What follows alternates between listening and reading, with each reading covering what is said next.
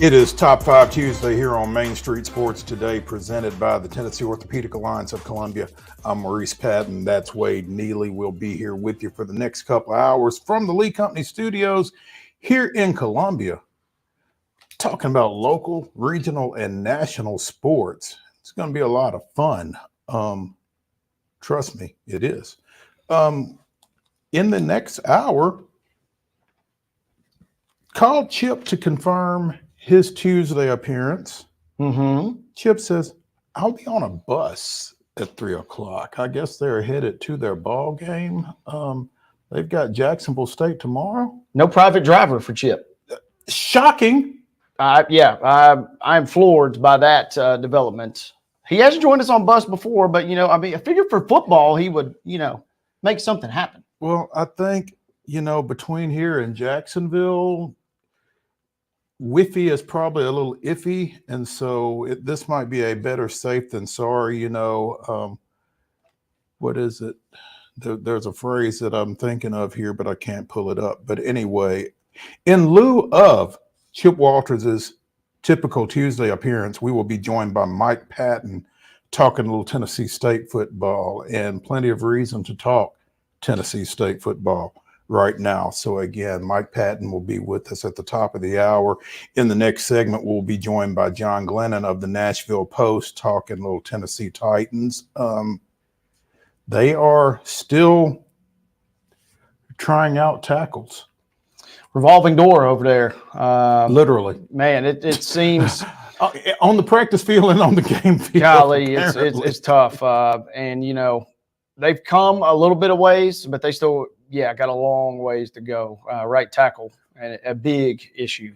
Who was it that we talked to that said that the Titans' offensive line has been the youngest offensive line in the NFL, or one of the youngest offensive lines in the NFL? I mean, I guess the good thing is that they've got nowhere to go but up. But the bad thing is they've got nowhere to go but up. Yeah, and a couple weeks ago when we mentioned it was their first game without a sack in multiple seasons, you were thinking, oh, okay, sign of things to come in the positive direction, but it has been rough, a rough go to say the least for that OL. Yeah, but we'll be talking to John Glennon of the Nashville Post in the next segment about that. Also talking a little NFL. We had a little double-barreled action last night, and both games were intriguing in their own way.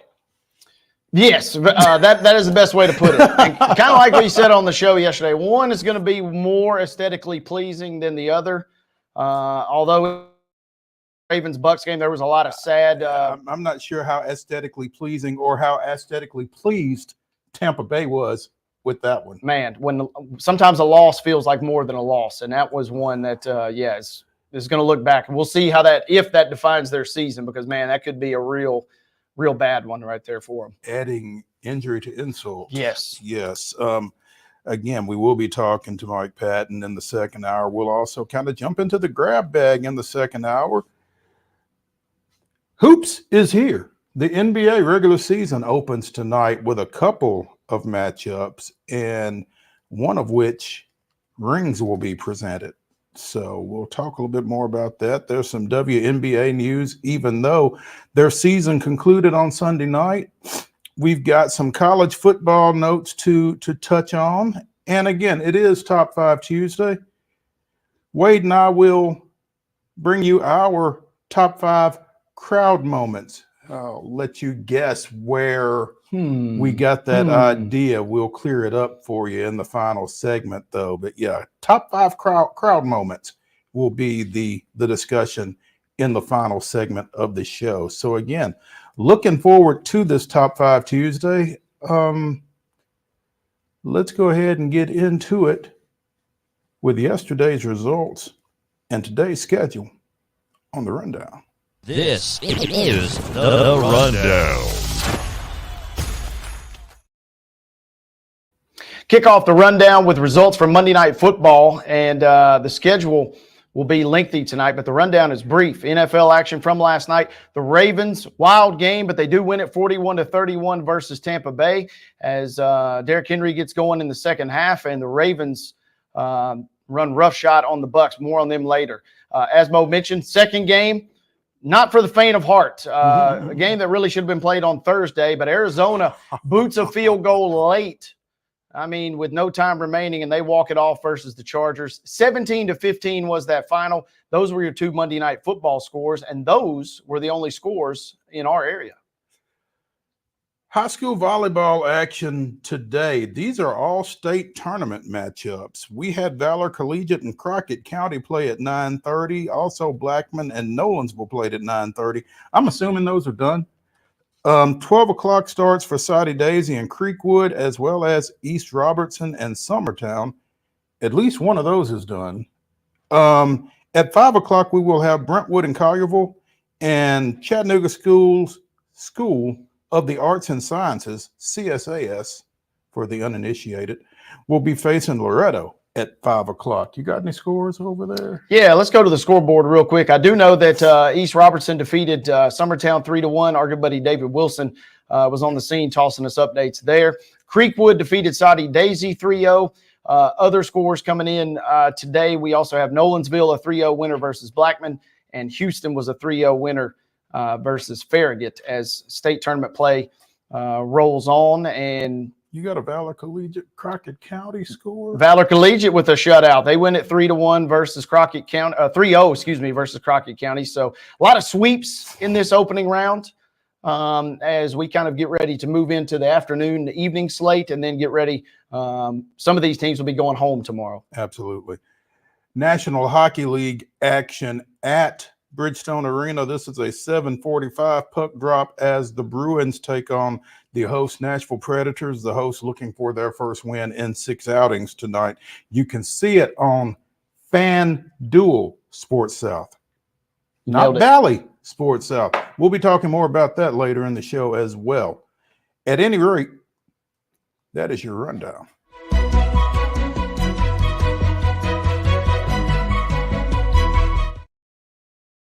Your top story brought to you, as always, by the fine folks over at Piggly Wiggly in Neely's Mill in Columbia. Be sure and check out their delicious daily deli lunch options available from 11 a.m. until 6 p.m., as well as their hand-cut meats, and everything is cost plus 10% at the cash register.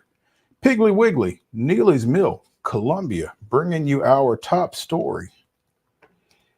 The season was quite unsettled for the Nashville Cats of the Arena Football League, and apparently the offseason is no less unsettled, as the Cats are going to court. Local entrepreneur Chuck McDowell, according to a report at NashvilleBanner.com, has, as alleged by the Nashville Cats, failed to make good on a $2.5 million payment to become a partner in the ownership group. Now, again, alleged. We're not saying this. The Nashville Banner isn't saying this. The Nashville Cats are saying Chuck McDowell owes them $2.5 million and has not paid it.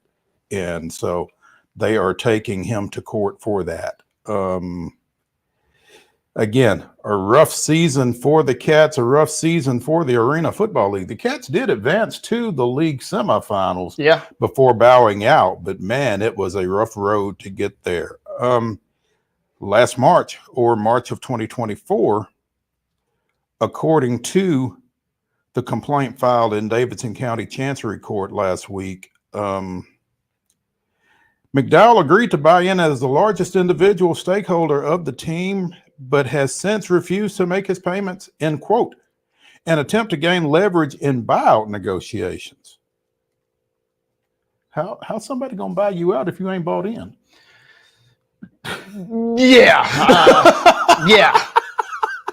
You know, a lot of posturing going on, you know, and we want to see where that money's at, right? And doesn't sound like the money has been shown. Yeah, the Cats said, show me the money, and Chuck apparently said no. Yeah, so, you know, respect the hustle, you know, trying to leverage some fake money into some real money, as it were. We've seen this before. But the receipts were demanded, and it sounds like the Cats were unable to receive those. So they said, you know, we'll have our day in court.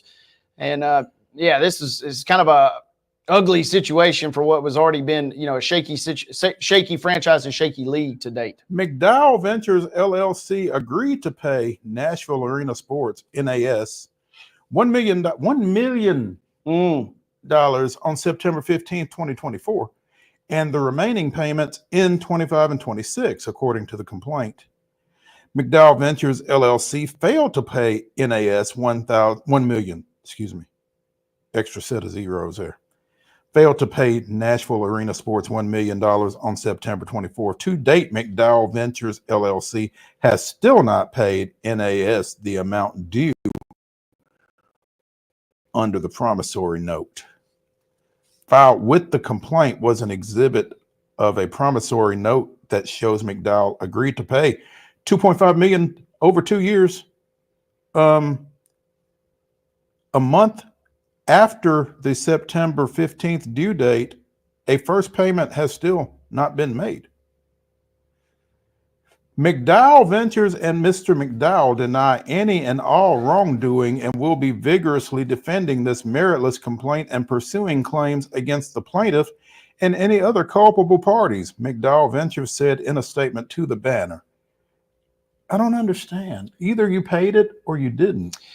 Paid it or you didn't, or I don't know what your defense is here. The check is in the mail? Other than just posturing, and just trying to weasel out of some situation. This is weird, right? It's like you either got the money or you don't, and it's like, well, where is the money? And we kind of sit here, everybody scratching their heads, and just meanwhile, the public perception just kind of gets a little worse for both parties in this situation.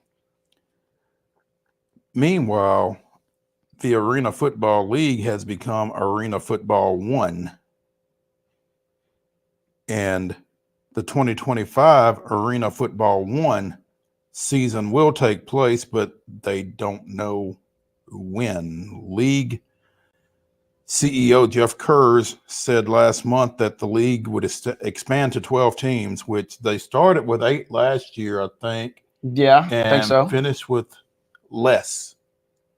So, I mean, again, a shaky situation, but according to Kurz, the 12-team schedule for 2025 will be released in mid-October. Mid-October. This is October 22nd. Yeah, we're a little bit beyond that marker there. I'm not sure what the definition of mid-October is, but I don't think it's October 22nd. Meanwhile, this won't be McDowell's first rodeo in terms of going to court. In May 2023, the Court of Appeals affirmed a trial court decision to award a former employee of Wesley Financial Group, I'm reading from NashvilleBanner.com, by the way, which McDowell founded, damages for breach of contract, unjust enrichment, and retaliatory discharge claims. Additionally, Wesley Financial Group recently settled a long and contentious litigation with Westgate Resorts over Wesley's efforts to help timeshare owners get out of their contracts.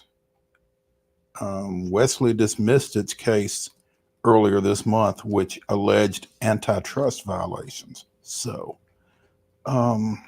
we will see you in court, specifically in the Davidson County Chancery Court, apparently, as the Nashville Cats and Chuck McDowell will tee it up. Yeah, not necessarily the battle in court that we anticipated hitting the docket here, but here we are. And I mean, there's more to this story, I think, that meets the eye, and I don't know who that favors. I don't know if that's the Cats, had a shaky deal that maybe they're trying to leverage themselves, or I don't know if McDowell himself made a shaky deal and he's trying to potentially leverage. But the fact, that he was trying to potentially gobble up some other potential ownership partners without really having the money, I mean, it just seems a little sus on his end. That's a great way to put it. Sus. I mean, it just seems that way. Yeah. I mean, again, either you're going to pay the money or you have, or you're not. Either you have paid the money or you haven't. If you haven't, but you intend to, go ahead. Yeah, what are we waiting on at this point? Yeah. So, it does seem kind of sus. it's definitely kind of interesting, and it's gonna get more so. So, so the question also is, what happens to number one? Obviously, it seems like he would be removed at that point. Where does that money come from then? Because you kind of need that money, you would think. This doesn't seem like a franchise that can weather a ton of storms financially. So even $1 million being shy is potentially, let alone 2.5. Exactly. Yeah. We're sitting here, wondering if the league is even going to have a season, let alone if this franchise is going to make it. And they did kind of stabilize as a league when Fisher kind of swapped over more so of the co-owner of the Cats role into the commissioner role. But they still got a lot of issues, it seems like, if they're going to really put things together after, playing in a shopping mall for their championship last year. Arena Football One LLC, headed by Kurz and Commissioner Jeff Fisher, is based in Nashville, by the way. So I guess that's owing to the location of the commissioner. Yeah, it seems like they're kind of the hub for the league in many regards. And so the fact that this one of your presumed cornerstone franchises is kind of in some murky waters, that's not good. Yeah. Stay tuned. Meanwhile, let's take a break from the Lee Company studios here on Main Street Sports Today, presented by the Tennessee Orthopedic Alliance of Columbia. When we return, we will chat with John Glennon of the Nashville Post regarding the Tennessee Titans coming out of this weekend's trip to Buffalo and heading into this week's matchup with the Detroit Lions. Stay tuned.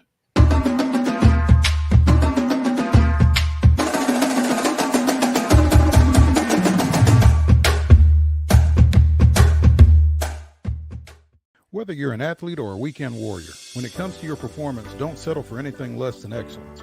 We're proud to announce that Mid-Tennessee Bone and Joint Clinic is now Tennessee Orthopedic Alliance of Columbia, where we are redefining sports medicine and orthopedics. Tennessee Orthopedic Alliance's team of expert sports medicine physicians understands the unique demands of your body.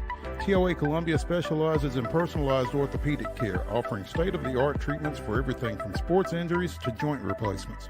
Learn more at toacolumbia.com.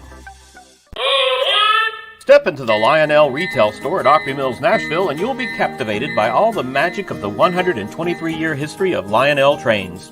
Whether you're already a train enthusiast or just getting started, Lionel will energize your love for trains. NASCAR fan? Come check out your local Lionel station to learn all there is to know about model trains and die-cast NASCAR collectibles. Visit nashville.lionel.com or call 615-455-9399. So Busy Bee is a very close-knit family. We fight just like every family does. We have arguments, but we always come out with a solution to the problems. We don't just fight about what we want, we fight about what customers need. We want to make sure that every customer we go to is more than satisfied. And that doesn't just start whenever we show up at their door, that starts when we show up every day at work. We want to make sure that we are serving our customers to the best of our ability. Custom Stone Handler supplies over 600 distributors and suppliers with quality stone products. Along with River Stone, we produce and distribute over 100 building, landscape, and other bulk products. Our goal is to provide quality products, service, and partnerships to ensure our customers' success. We firmly believe that the measure of any person or company is how they treat other people and customers. Give them a call at 931-490-4990 or visit CustomStonehandlers.com. With Lee Company technology, the best handymen are hands-off.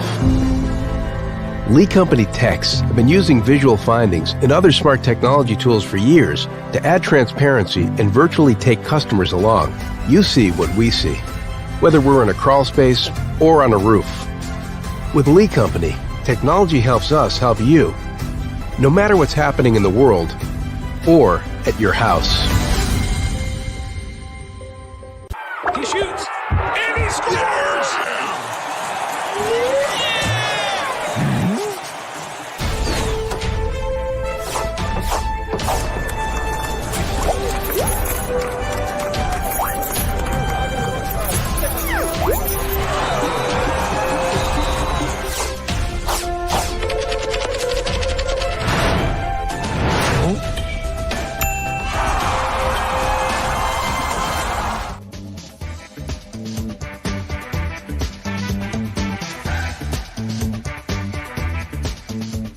Welcome back to Top 5 Tuesday here on Main Street Sports Today, presented by the Tennessee Orthopedic Alliance of Columbia. I'm Maurice Patton along with Wade Neely, and we are now joined by John Glennon of the Nashville Post, who covers the Tennessee Titans as well as the Nashville Predators for that publication. Will you be at Bridgestone tonight, John? I'm uncertain. I got a few things to do, so that's a TBD, a game time decision. Game time decision. Okay, I get that.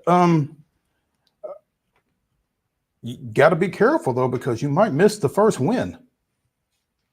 It could happen. It's just crazy enough to happen. You know, I'm kind of intrigued tonight.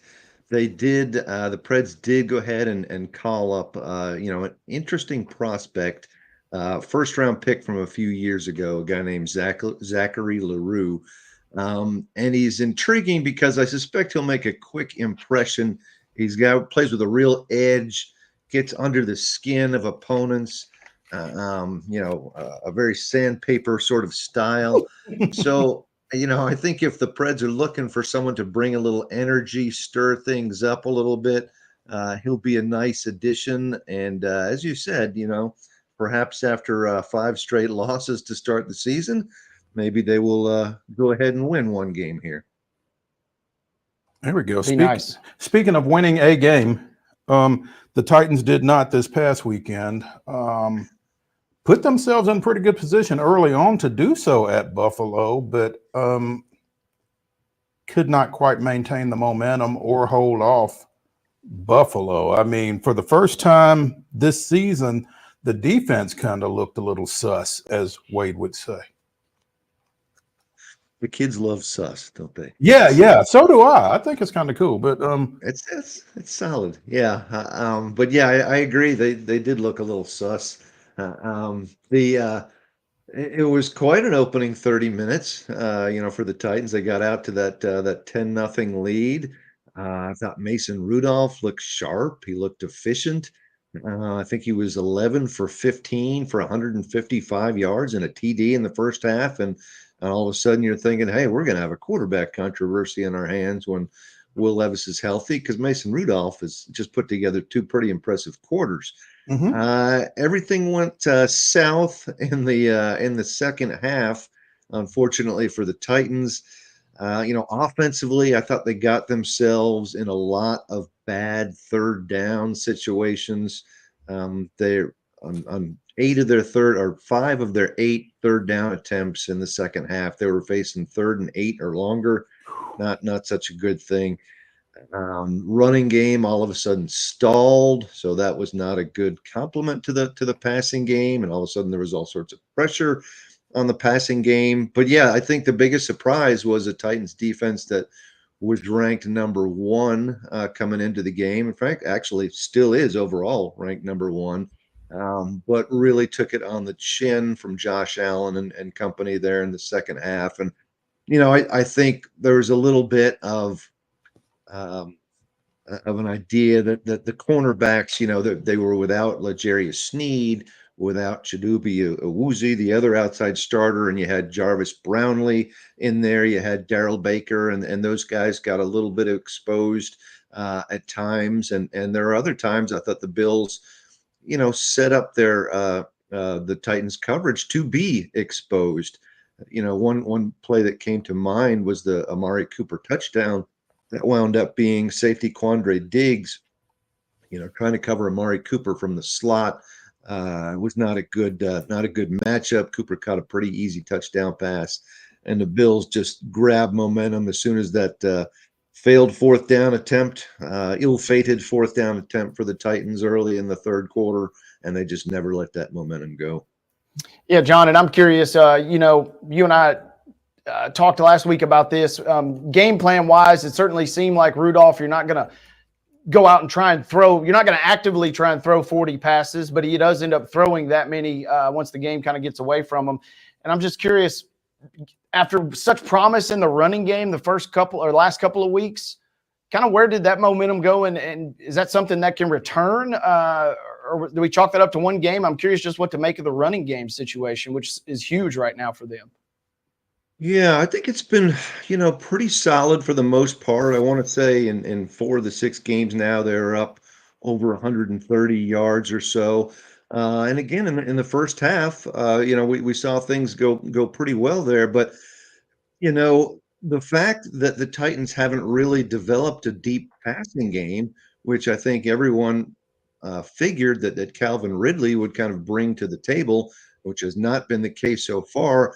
I don't think that the Titans are, or I don't think the Titans opponents are really respecting the deep passing game and are kind of playing closer to the box, more people in the box, and it's not gone well. It didn't go well in that second half as a result for the Titans running game. And again, I think they've been running pretty well for the left side for the most part, but behind a couple of first round picks, Latham and Skoronski.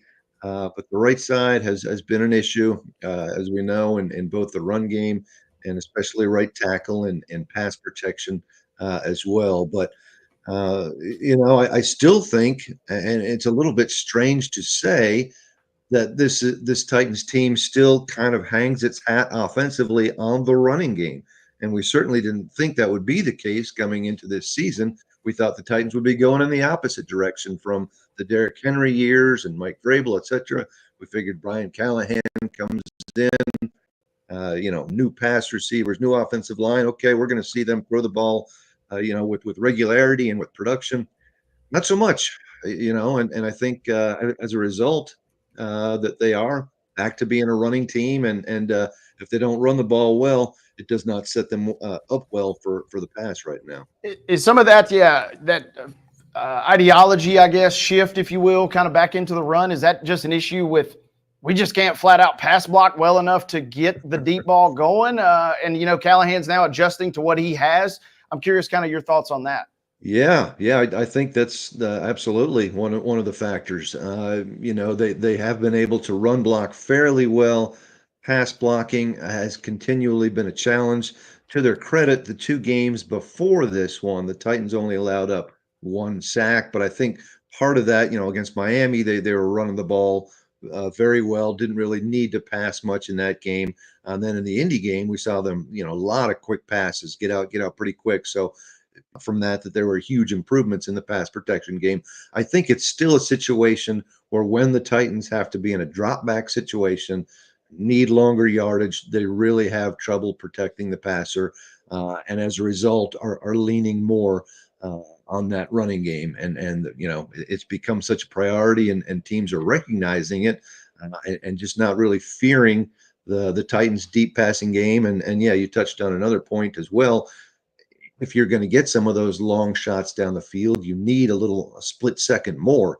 And if your offensive line isn't holding up well, it's difficult to call too many of those plays. You're not going to expect a whole lot of success out of them.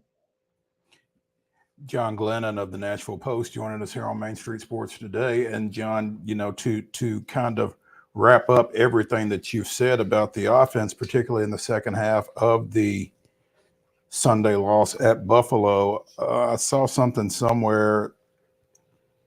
Tennessee's net gains on first down in the second half were for 0 yards.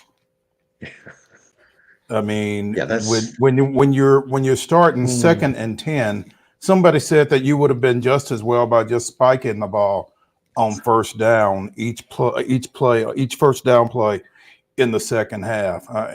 That does not bode well. No, it doesn't. And second downs weren't especially great either. I mentioned that the stat earlier. I think the Titans had 8 third down opportunities in the second half. Mm-hmm. And on 5 of them, they faced 3rd and 8 or longer. When you're just allowing Buffalo's pass rushers to tee off, it's not a good thing. We saw, especially on the right side of the Titans' offensive line, which for almost the entire game was right tackle Nicholas Petit-Frere facing off with Greg Rousseau of the Bills. Greg Rousseau wound up with 6 quarterback hits in that game, which is a pretty incredible figure. And again, a testament both to Petit Frere's struggles, and the fact that they were in so many obvious passing situations and had to try and hold up a little bit longer. So I think in order, to have any real success in the passing game at this point, they need to stay out of those obvious drop back situations. That requires much better success on the early downs. We saw that in the first half, which is why the Titans had 10 points on 2 solid drives. Not so much in the second half, which is why they went nowhere. All of that said,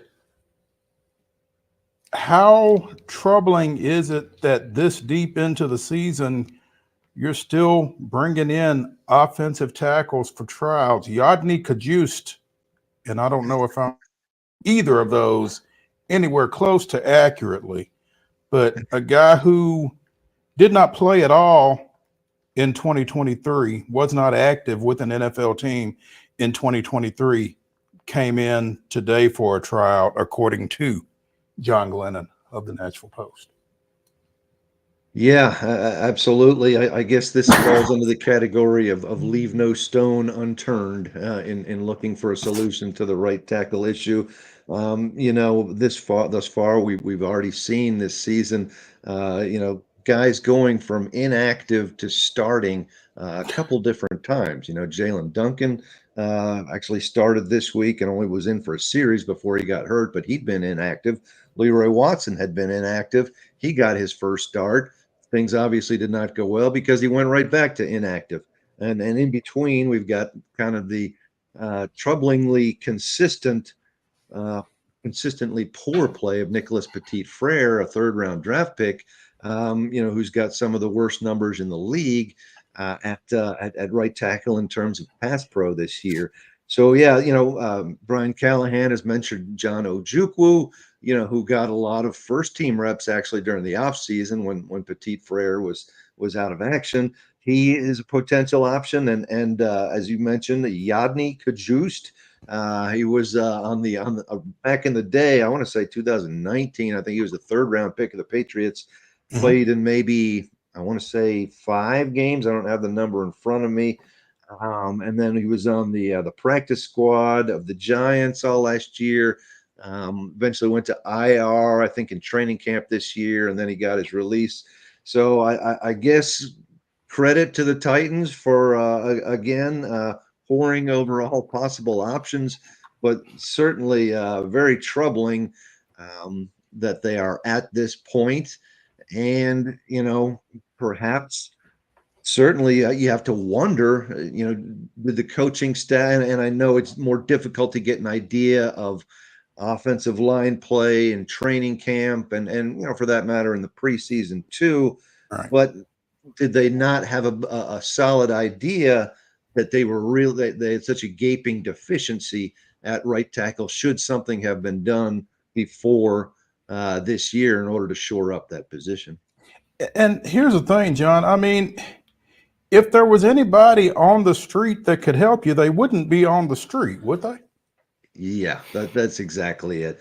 One solution that was sort of bandied about and made a bit of sense. You remember the name Chris Hubbard, who played right tackle for the Titans and did pretty decently last year before he got hurt.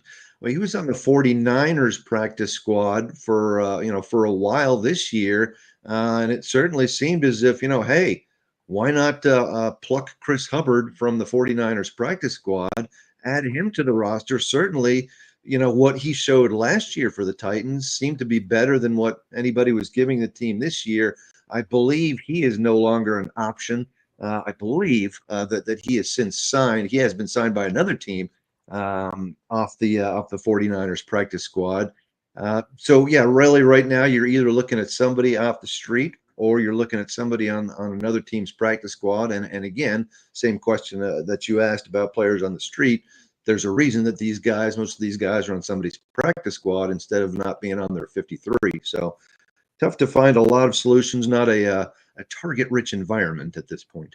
No, not at this point. It certainly doesn't seem that way. Also, John, kind of making matters worse, how agonizing was it for the Titans fans to watch Marcus Mariota come off the bench and light it up for the Commanders, 18 of 23 for 205 and a touchdown. They put up 40 points, a number that the Titans offense can only dream of these last several seasons. And Mariota looked pretty good back there.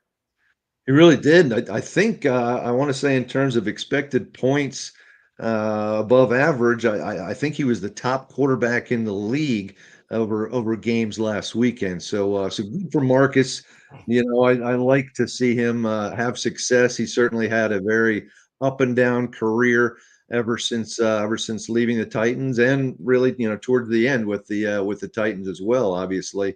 So good on him, but yeah, it doesn't.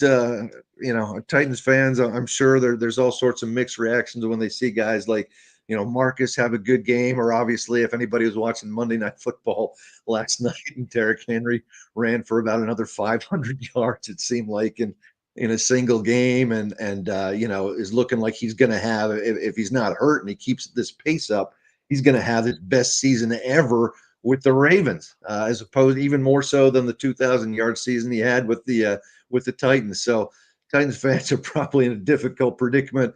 Hey, great, we like you guys. I'm so happy you're doing well. Versus, why aren't they maybe still in uniform? And why are we stuck at 1-5? And to that point, and kind of to our previous discussion, it makes it kind of really painful because Mariota obviously comes in, has success, but some rankings, Pro Football Focus has the Commanders. They're not exactly the best offensive line in the NFL. I mean, they're, right there in the 15 to 20-ish range. So we're talking the Titans, just a little improvement could potentially go a long way for this franchise, it feels like. I think so too. And it hasn't helped that Will Levis, obviously still a young quarterback, is not played particularly well under pressure either. Every quarterback at times is going to have to deal with pressure, and Will Levis so far has put up some pretty poor numbers in those types of situations. So I think that factors into things as well. We all know he has made some a couple at least of very, very poor decisions while under pressure. But yeah, maybe as I say, just a half second more. Who knows what more help that could give, especially to the downfield passing game. You give things half a second more to develop, wide receivers half a second more to separate out there, and things could be a different story. So as difficult as it is to kind of wonder or kind of believe and hope that maybe Will Levis will turn things around and potentially be a starter, for a while, as difficult as that may be to believe right now, you'd still like to see him get a chance with better pass protection on a regular basis. I actually think it's a little bit better than last year, but that was a low bar from last year. Say the least. John Glennon of the Nashville Post joining us here on Main Street Sports today. And with all of this gloom and doom as a backdrop, the Titans take on Detroit Sunday. Detroit, yeah. Super Bowl contender, Detroit. And when have we said that? I mean, this team is a juggernaut. They just defeated, was that Minnesota's first loss? Yep, gave them their first L. There was. Yeah. So, Goff is in the MVP running right now. Yeah. Which is crazy to think about. Not this past offseason, but last preseason, in talking about the Detroit Lions, I made the statement, I'm not sure that I trust Jared Goff. Well, I'm with you. Just fit me with the dunce cap, obviously, but I'm not alone. Yeah, everybody's blown away by what they're doing. Yeah. There's a lot of dunce caps that need to be handed out, I do believe, because, yeah, certainly he had not given us reason to believe that for a long run, for a long stretch, we saw flashes from Jared Goff, but I don't think anybody really had confidence that he would really succeed, for a good long stretch. And for whatever reasons, whether it's, he's got a great offensive coordinator up there in Ben Johnson, he's got a great offensive line. He's got some pretty good weapons around him too, but he's playing really well. I think I saw a stat that he's been over 140 in his NFL quarterback rating for 3 weeks in a row. And that's only been done 3 times in NFL history. Once was Roger Staubach, another was Kurt Warner in '99, and I think Aaron Rodgers in 2011. So pretty good company right now for Jared Goff. And, maybe the Titans catch a slight break. The fact that Jameson Williams is apparently going to be suspended. The Detroit Lions deep threat wide receiver suspended 2 games for performance-enhancing a violation. And then, of course, Aiden Hutchinson, their great edge rusher, is done for the regular season, at least, with, I believe, a broken leg. So, maybe that evens things up a little bit, but I think the Titans certainly face a huge challenge. They're almost a 2-touchdown underdog in going up to Detroit. So if you're looking for a get-well game for the Titans, you may have to wait another week for the New England Patriots to come to town. I mean, on any given Sunday, clearly. Yeah. But, this certainly does not seem to be said Sunday for the 1-5 Titans. John Glennon of the Nashville Post joining us here on Main Street Sports today, presented by the Tennessee Orthopedic Alliance of Columbia, and sharing some insight. John, man, we appreciate your time, and bundle up if you go to Bridgestone. I mean, you're a veteran, but the few times I have gone to Predators games, and I have consistently underdressed, and so just keep that in mind. Yeah, you're right. They do keep things rather brisk in there. I guess. Understandably so, but a little chilly. Yeah. I mean, when you play on ice, I guess you kind of have to be mindful of that kind of thing. But seems important. Yeah, exactly. It does seem important. Yeah, John, we appreciate it, man. Okay, thanks, guys. All right. Hey, when we continue here on Main Street Sports today, we will continue NFL talk again. John kind of broke us into it. King Henry with another big game last night. And his quarterback did too. Ooh, mama. Yeah. Among other things. Stay tuned when we come back to the Lee Company studios after this.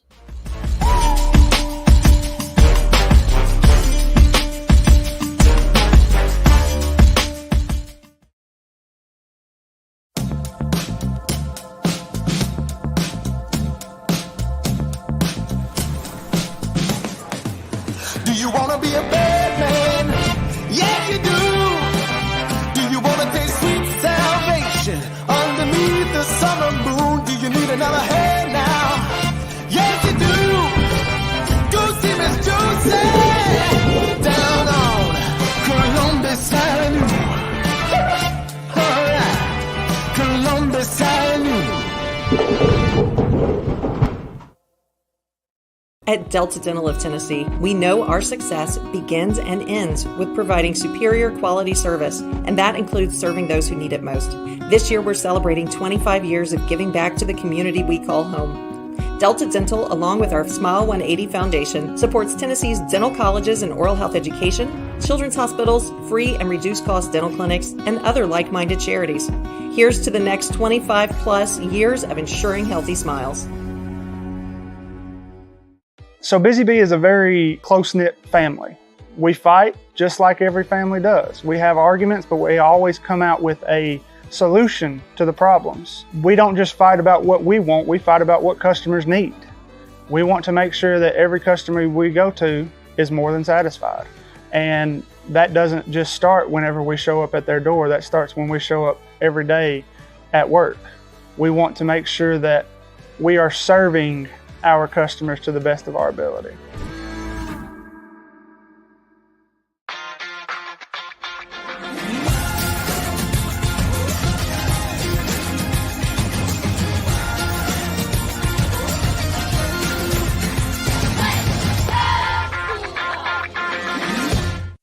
With Lee Company technology, the best handymen are hands-off. Lee Company techs have been using visual findings and other smart technology tools for years to add transparency and virtually take customers along. You see what we see, whether we're in a crawl space or on a roof. With Lee Company, technology helps us help you, no matter what's happening in the world or at your house. Whether you're an athlete or a weekend warrior, When it comes to your performance, don't settle for anything less than excellence.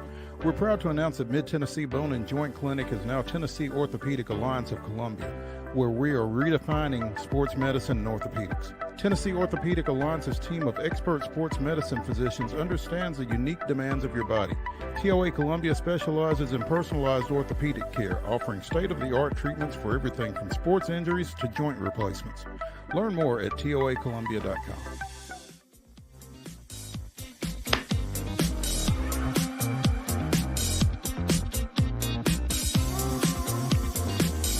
Top 5 Tuesday continues here on Main Street Sports Today, presented by the Tennessee Orthopedic Alliance of Columbia.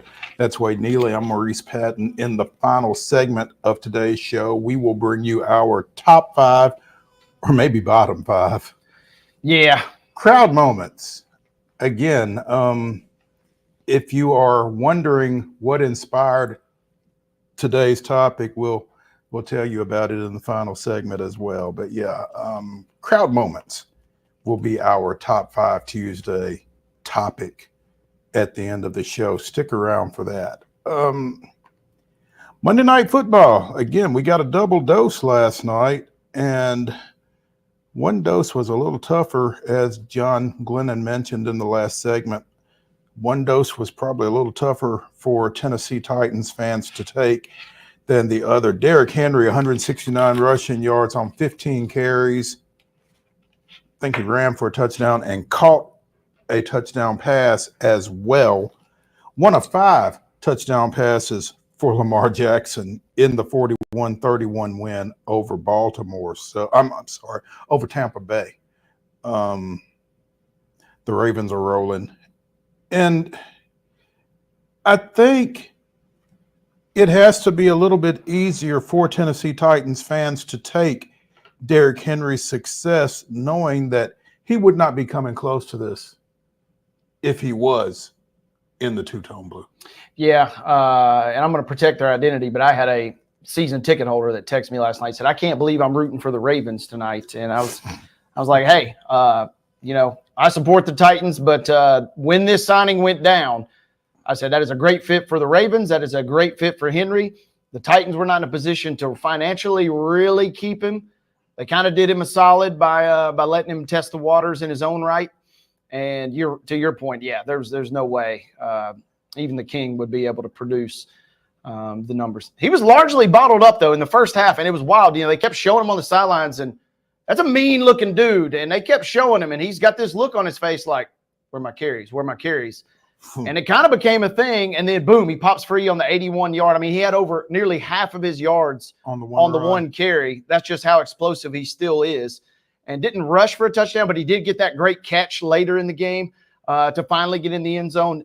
That offense is absolutely rolling. Monken's calling great plays yet again. And the wild thing, though, is early in the game when Tampa Bay is up 7-0 and they're in the red zone, Henry's already been bottled up. Things don't look good. If Tampa Bay had gone up 14-0, I think it might have been close to a knockout blow because the Ravens still, even in their current construct, in my opinion, are not built to really come from behind. You can't turn and hand it to Henry 3 straight carries when you're trailing 14-0, or even obviously beyond that. So it was dangerously close to going in Tampa Bay's favor. And then all that did was tick the Ravens off something to the tune of 34 unanswered points. And then they just really got rolling. And that's how explosive they can be. I mean, think about how efficient Lamar was last night. 17 of 22, 281, and 5 touchdowns. To 4 different receivers. 4 different receivers. He ran pedestrian numbers by his marks, 9 carries for 52 yards. They are the true Swiss Army knife, that tandem there. And, I mean, Andrews finally gets back in the mix. He became the franchise all-time receiving touchdown guy last night with those 2 touchdowns. He had kind of gone AWOL for dating back to his injury last season. They are really clicking right now on all cylinders. Tampa Bay falls to 4-3 with the loss. And as if that weren't enough, Mike Evans goes out with a hamstring injury. Chris Godwin goes out with what has been diagnosed as a dislocated ankle. So Baker Mayfield's top 2 weapons in the passing game, one is slowed, one is out. Yeah, and that's a tough deal for the Buccaneers, right? Because I get you want to win that game, but you have the Falcons next week in your division, and Evans was already kind of dicey going into that game. Should you play him? Should you not? He gets the touchdown on the first drive, and everybody's like, okay, he looks pretty good, but boom, he goes out. And then late in the game is pretty much over. The Ravens already taken their starters out, and they keep Godwin in there, and that was a horrific injury. Didn't even show the replay. The players didn't even turn to watch because they knew it was a bad injury from the jump. And so, yeah, now your two top targets are out for a division that is still very winnable, but, man, you're going to have to scrape the bottom of the barrel in terms of your options. Yeah, they are definitely limited on the perimeter with those two guys out. Tough sequence of events for the Buccaneers in that 41-31 loss at home. Yeah, tough loss. And Evans last night, he became the 11th player with 100 catches. And like I said, everything is looking good. They are rolling. And he nearly even had 101 later in the second quarter, but then he comes out with that injury. They are in a real weird spot. Bucky Irving has been great. He ends up getting a late touchdown for him on the ground. But Baker is going to have to get real creative going forward because that is a loss, as Joe Buck said last night, a loss that feels like more than a loss, if that makes sense, because those two guys are the lifeblood of that offense with Baker. The thing is, Baker has been nothing if not creative throughout his career. I mean, just the fact that he still got one has been pretty creative for one thing. But, I don't necessarily count that guy out. No, and I mean, they have a couple serviceable, Sterling Shepard gets a catch late in the game after the injuries to kind of get them back, but they still don't have that guy. We mentioned that the 49ers are potentially shopping for a wide receiver. Now the Buccaneers seemingly will be entering this market. And there's a franchise close to Nashville that is probably going to be shopping at least one of those, perhaps. Quite possibly. In the undercard, as it were, to the Ravens Buccaneers, even though it was a late game. I said yesterday that I was kind of intrigued by Kyler Murray on a national stage. Well, he went for a 44-yard touchdown and set up the game-winning field goal as Arizona defeated the Chargers 17-15, yielding a Monday night split for the Harbaugh family. Yeah, and we talked about it yesterday. That Arizona, if you get good Kyler, they would have a decent – we said it was to be an ugly game, and it was an ugly game. Mm-hmm. The Chargers don't even score a touchdown. That's how ugly it was. Think about that. Herbert throws for nearly 350 yards, and they don't score a touchdown. Kyler was not absolutely at his elite top of the NFL best, but that was enough to get the win. And so the fact he didn't turn it over, but just the one interception was huge for them. And in a game that turned into a slugfest as early as the second quarter, props to Arizona for winning a slugfest. That's not a franchise that has really, over the years, won those type of games, and they kind of bullied the bully in the sense last night. Good win for them versus the Chargers. Yeah. We talked about receiver situations in San Francisco. Well, part of the reason for the 49ers' demise, apparently Deebo Samuel has pneumonia or something that looks like pneumonia. He was hospitalized yesterday. Yeah, he played a couple snaps and then promptly came straight out of the game. And, talk about the Buccaneers and their situation, playing the Chiefs, rematch of the Super Bowl, and then you lose Ayuk and Deebo in pretty short order. And the 49ers, therefore, were pretty pedestrian. Yeah, they've got a lot of things going on. And as much as Mahomes – we've seen do this year and in previous years make magic, make a little chicken salad with a pretty subpar receiving core. I don't know that Purdy is capable of such true magic like Mahomes. So the 49ers, they're going to be scrapping and clawing. They're good enough to win a lot of games still going forward in my mind, but it's not going to be easy. Every game that they're in is going to be a dogfight, especially if those two guys are limited. Well, those two guys are limited. Juwan Jennings has got a hip situation. Christian McCaffrey still isn't back yet. I mean, they are really getting thin. I mean, their top receiver was Pearsall, who got shot 6 weeks ago. Think about that. At that point in the game, that's what Purdy was kind of targeting. And he didn't lean on Kittle as much. Kittle's a great tight end. But, yeah, they are in a dire spot in terms of their playmaking ability. speaking of dire, with the loss of Deshaun Watson, Cleveland has picked up former Western Kentucky standout Bailey Zappi, who had been on the Chiefs practice squad. Picked him up, signed him to their 53-man roster, so he will be in the mix along with DTR and Jameis Winston. Apparently, Dorian Thompson-Robinson has a finger injury that limited him against Cincinnati. So Jameis looks like he will be the starter against Baltimore, but if DTR can't go, then Zappi will be the backup. So good for him being back on a 53. Yeah, back in the mix. The Browns, we talked about it on the show yesterday. They are in as bad of a situation as the Titans are, and they lose Callahan, the offensive line guru. Their offensive line has absolutely crumbled this year. They're one of the worst in the league as well, and it doesn't matter, kind of almost eerily similar to the Titans. It doesn't matter who the quarterback is, other than maybe Winston, who talk about magic dust. He can just, as the emergency quarterback, comes in and goes 5 of 11 with the late touchdown, their only offensive touchdown, second touchdown behind Chubb. Having Chubb back helps, but yeah, they're sitting there at 1-6. Their season is pretty much over, and props to Zappi for latching on, because that is a ugly situation, especially if DTR is out for quite a bit. Without question. You know, as much as people like to trash Jameis, though, he tends to make good things happen. Well, it's like I famously said one time about Fitzpatrick when he was with the Titans. And it follows with Levis, and it follows with Winston. He's going to make something happen. And you just got to, I mean, if your team is 1-6, at least give me the possibility of a cool deep pass that could go for a touchdown. And Winston is in that mold. He will make something happen. And Fitzmagic had it in Nashville. I mean, he will make something happen. It may not always be good, but something's going to happen. And for franchises that are in the muck like these guys, it's kind of what you got to cling to.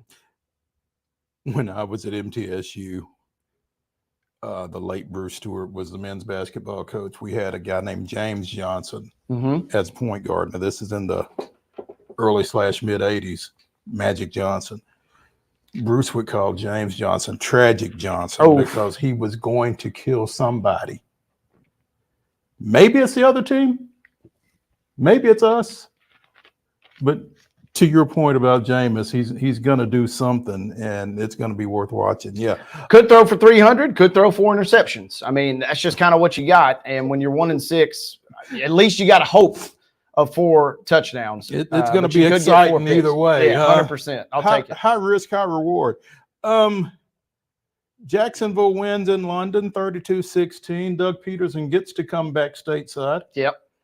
But apparently the 2-5 record of the Jaguars did not impress NBC. The Jacks Philadelphia Sunday night football game on November 3rd has been flexed to Colts Vikings. A little better. The Colts have a murderer's row of a schedule. That's part of it. So you presume they might be in bad shape by then. But yeah, that's at least a better move.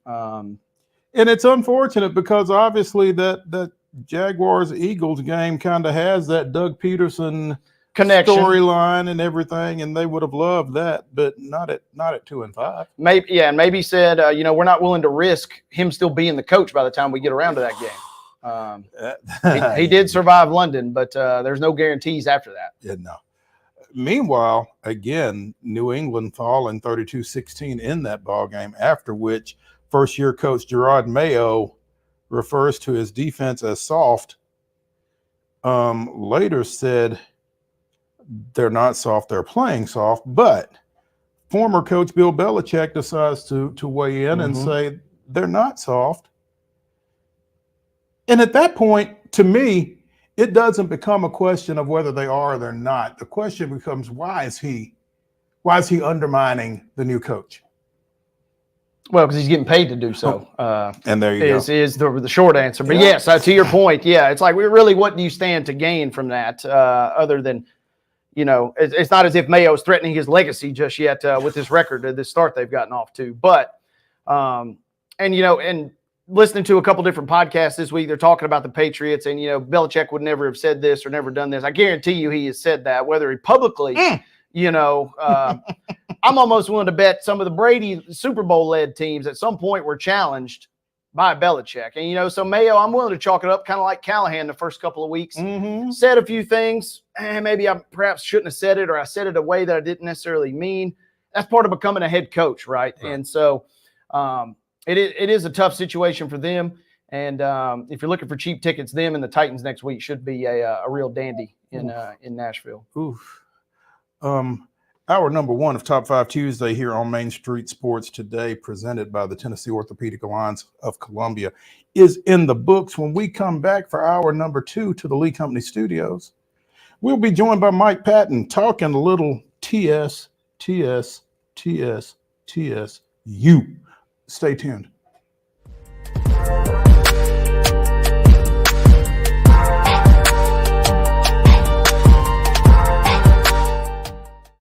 Hi, I'm Dr. Vilay Saisuka, CEO and founder of Premier Foot and Ankle Centers of Tennessee here in Murfreesboro. We offer foot and ankle care from ingrown toenails to diabetic foot wounds. We also fix ankle fractures and things like that. Call us today to schedule an appointment. We look forward to seeing you. Because here at Premier Foot and Ankle, we believe that the journey begins with happy feet. Whether you're an athlete or a weekend warrior, when it comes to your performance, don't settle for anything less than excellence. We're proud to announce that Mid-Tennessee Bone and Joint Clinic is now Tennessee Orthopedic Alliance of Columbia, where we are redefining sports medicine and orthopedics. Tennessee Orthopedic Alliance's team of expert sports medicine physicians understands the unique demands of your body.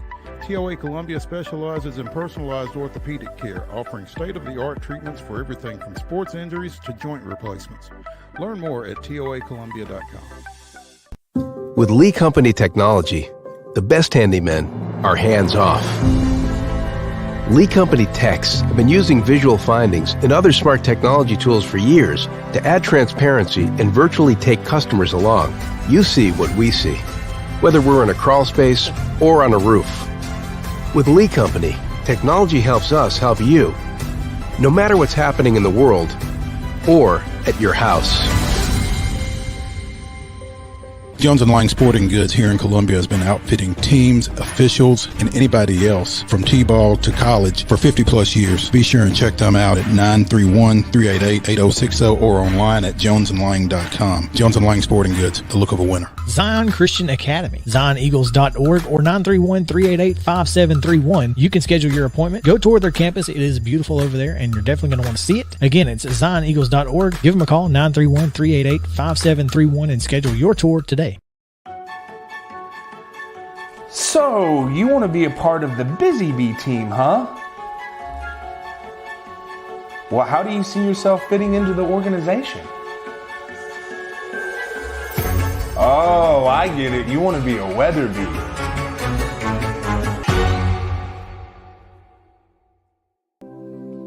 Custom Stone Handler supplies over 600 distributors and suppliers with quality stone products. Along with River Stone, we produce and distribute over 100 building, landscape, and other bulk products. Our goal is to provide quality products, service, and partnerships to ensure our customers' success. We firmly believe that the measure of any person or company is how they treat other people and customers. Give them a call at 931-490-4990 or visit CustomStonehandlers.com. Piggly Wiggly, located in Neely's Mill Shopping Center, is Columbia's locally owned and operated Cost Plus 10 grocery store dedicated to serving the community with low prices and smiling faces. Piggly Wiggly offers fresh, hand-cut meats daily as well as daily hot plate lunches from their deli counter. You're certain to see smiling faces and a helping hand when you're here at Piggly Wiggly. Come by and check out our fresh produce, high-quality meats, and more. Down home, down the street, we'll see you at the Pig.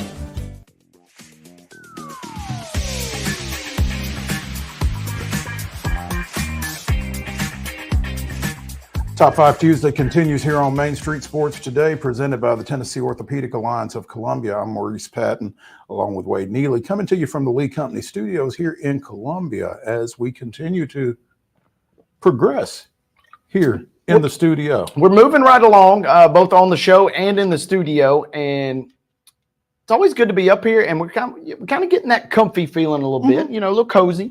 Yeah, starting to feel a little bit more at home. At home, if you will, and we're delighted to be here. And Tuesday is off and running. We've already broken down a lot. There's still a lot to get into in this second hour. Absolutely, and to help us get into it, we welcome in Mike Patton, veteran Nashville freelancer. Among his various hats is one as podcast host of Touring the AFC South, where he takes a look at the Titans, Jaguars, Colts, and Texans on a regular basis. But right now, he's going to help us kind of take a look at this Tennessee State football team that cracked the FCS coaches top 25 poll this week for the first time since 2017. Mike, good afternoon.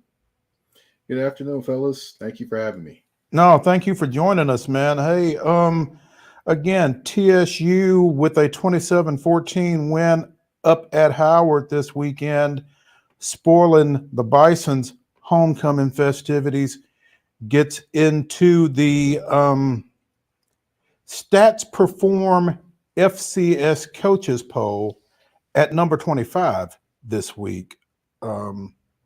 One of two Big South / Ohio Valley Conference teams in the poll, one of two historically black colleges and universities in the poll, improving to 6-2 with their fourth straight victory with that win. And again, coming in at number 25. What do you like about this team right now? What I like about this team is they don't seem to buckle under any pressure. I'll give you a prime example. In the Howard game, Howard scores a touchdown, and the game gets close. And of course, game pressure is put on Tennessee State University. With that happening, what ended up happening next was a kick got returned for a touchdown, and that basically is how they've done all season. They basically handled the pressure. When situations got tight, things like that, they've handled that pressure very well. They've scored or came back to win games when it seemed like maybe the pressure of the moment had been too much for them, which speaks to their veteran leadership that they have on this team. Specifically, C.J. Evans answered that Howard touchdown that cut it to 20-14 in the third by going 99 yards with the ensuing kickoff, scoring, making it 27-14, which was the final score.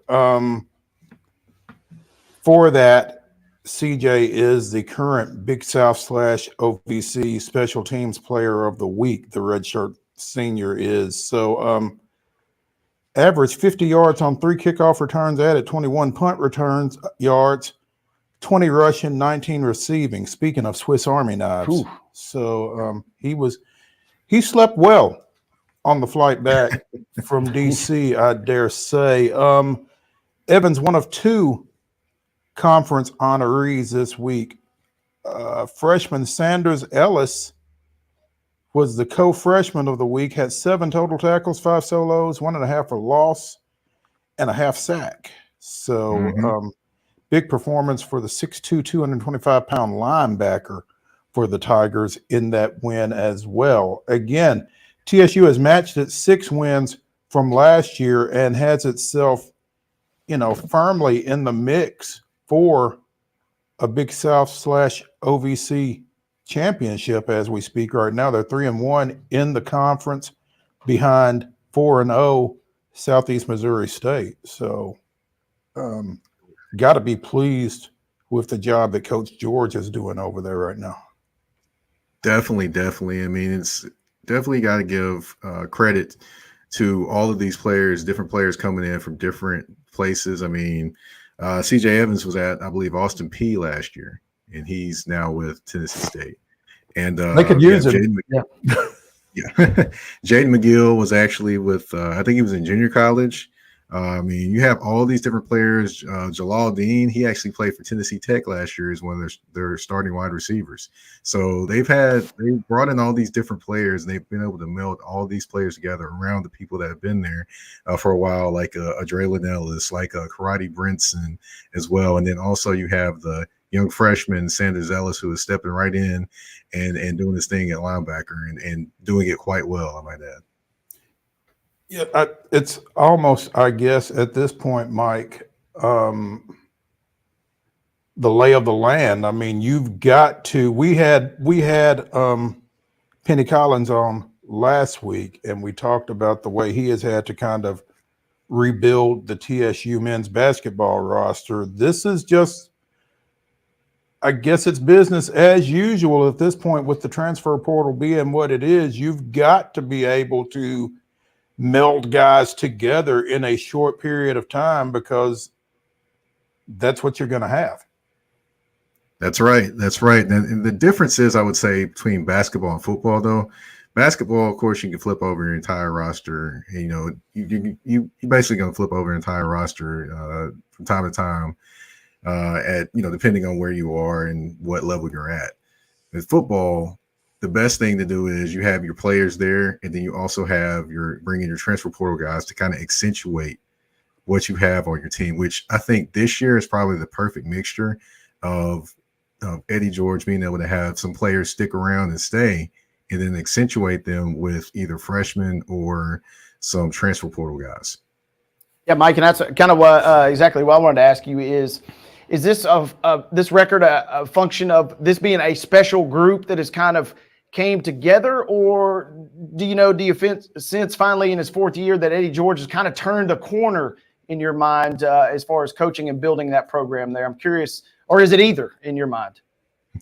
Well, I think it's a combination. Honestly, I think he's kind of turning the corner in some aspects, but I will say I've said this before that he's turned the corner, and then all heck break loose, and they lose like what 3 of their last 4 or something of that nature, and the record doesn't look as impressive. Like last year, they were at a point where they were playing very well, and then lost a few games down the stretch. Still had a winning season, but lost a few games down the stretch. So, it's definitely this group melding together because of the veterans that have been there for a while. But also, I believe it's him turning a corner, especially with his offense.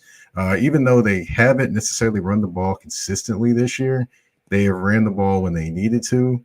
And they've also they have a slew of running backs as well, led by Jaden McGill with 280 yards, and then C.J. Evans with 204. But they have like 4 or 5 running backs they can go to. They have 4 or 5 different wide receivers that can play, and they've had 1 quarterback this year. That is the key number. Last year they rotated quarterbacks. This year it's Draylon Ellis, and Draylon Ellis is the quarterback and leader of this team. As they kind of have moved along, it seems like they certainly got a lot of momentum. A perhaps expected or justified loss when you go to North Dakota State and catch an L there. But other than that, the blemish against Tennessee Tech, these guys are playing pretty well. And I'm curious now, is this going to be a good bye week? Because you obviously want to keep that momentum rolling. And I guess I'm curious, how do they use this bye week, because they have a big home game coming up against UT Martin next Saturday? Well, this bye week is all about getting healthy, making sure everyone gets healthy, the bumps and the bruises, get off your feet. It's coming in good in that aspect. The other aspect it's not coming in good is, of course, they're going to lose a little momentum before they play against UT Martin. Now, I will say, not only do they have UT Martin down the stretch, they have Southeast Missouri, which is the team leading the OVC/Big South. So that's going to be interesting to see how they're able to maintain the momentum going down the stretch in these last 4 games. And they have, UT Martin, they have Western Illinois, Gardner-Webb, and then they also have SEMO as the last game. So the last game of the season could potentially be for the OVC crown should they win out. What's going to be interesting is how Mike Patton behaves himself during the UT Martin Tennessee State game as a UTM graduate. Dual allegiances there. Yeah, so that's a little side note there, by the way. Also played football there for him too. Yes. Okay, yeah. So you'll be justified either way. I understand. It's a win-win situation, Yeah. right, Mike? Well, it's probably a be quiet situation for me. I'll just sit and watch. You talk about Draylon Ellis, the quarterback for Tennessee State, and he has really stabilized that position pretty much throughout his tenure since he transferred in from Austin P. He's shared it with other guys at various points and kind of stayed the course, I guess, and now he's getting the payoff. He definitely is. I mean, during his time at Tennessee State, I would say he's been kind of a guy that makes some spectacular plays, and he makes some plays that make you scratch your head. Like he'll spin around and throw one, and it throws it right to the defender, and I'm like, okay, what just happened there? But then he'll come back there, drop back, and he'll drop a dime deep, like he did to Jalal Dean that caught one-handed against Eastern Illinois for the touchdown. So, he's kind of been up and down. But this year, he's been more up than down, and I think that's primarily because he knows he's the quarterback of this team. He doesn't have to look over his shoulder for anybody, and you can just see when he's on the field, they pay attention and look towards him. When it comes to crunch time situations, they look towards him to make the plays or to put them in the right positions to win or come back in a game, and that speaks to the ultimate trust that Eddie George has in Draylon Ellis this season. And I've got to say, definitely, I've enjoyed watching Draylon Ellis play and the maturation of him over his time at Tennessee State. And it's definitely a credit to him because, of course, he could have went somewhere else for his last year to play football. But he decided to stick it out, stay at Tennessee State, and now he's reaping the benefits of that. As you look at the Big South OVC conglomeration, for lack of a better phrase, I guess, and you look at the FCS landscape as a whole, Mike, is this a one-bid league in terms of postseason play? Does TSU have to win this league to get into the playoffs? Do you feel like they have a shot as an at-large? Should they, not close out by running the table here? Honestly, I think they have to play it like it is a one-bid league. You don't want to leave anything to chance when it comes to the playoffs or anything. Do I think this is a one-bid league? Looking at the landscape, no, I don't think it is. But what I think compared to what they actually choose is two totally different things. I'd rather take it. I'd rather take it into my hands and put it in somebody else's hands and let them figure it out. Mike, I'm also curious, the vibes around campus. We got the bye week, but we'll be at home. Big game versus UT Martin. How can Coach George and this squad kind of further the morale on campus and maybe try and hopefully get a big swell behind these guys down the stretch? Or have they already done that?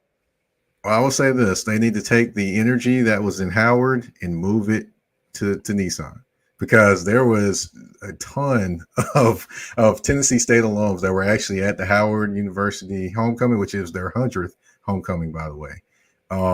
And basically they called it Tennessee State Homecoming 2.0 is what everyone was calling it up there, because they literally took over the Howard Hotel. They took over the field. They took over basically DC streets.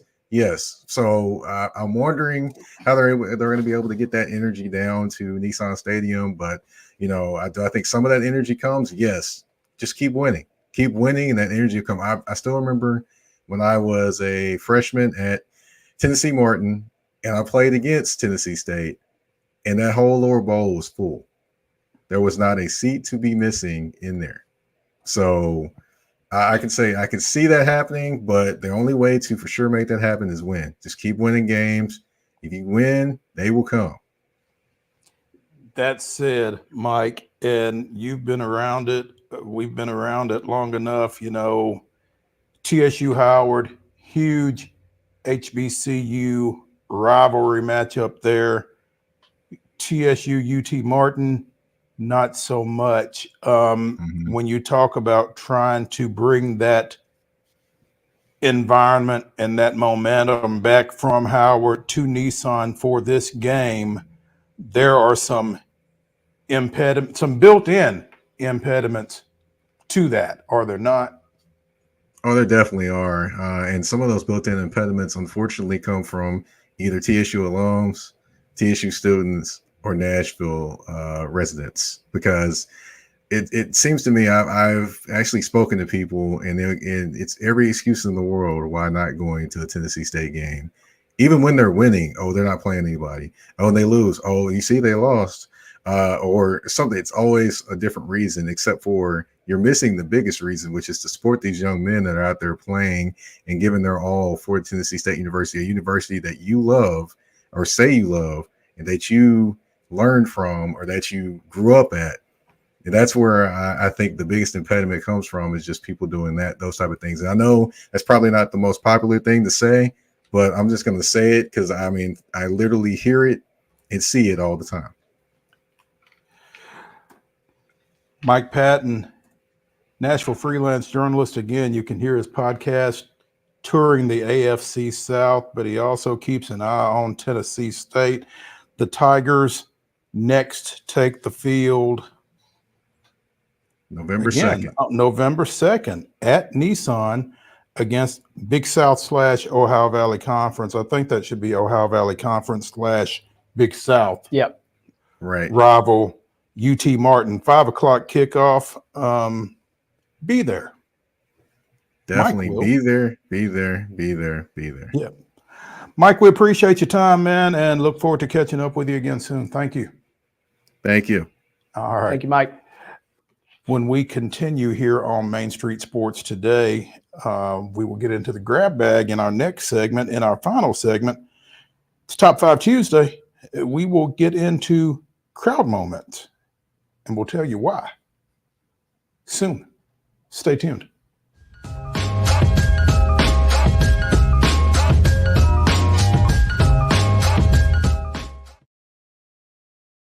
Hi, I'm Riley, a certified physician associate here at Premier Foot and Ankle Centers of Tennessee. We have a couple locations, Murfreesboro, McMinnville, as well as Franklin. We treat people of all ages. We're excited to get you back on your feet and hope we can help you today. Call us today to schedule an appointment. We look forward to seeing you. Because here at Premier Foot and Ankle, we believe that the journey begins with happy feet.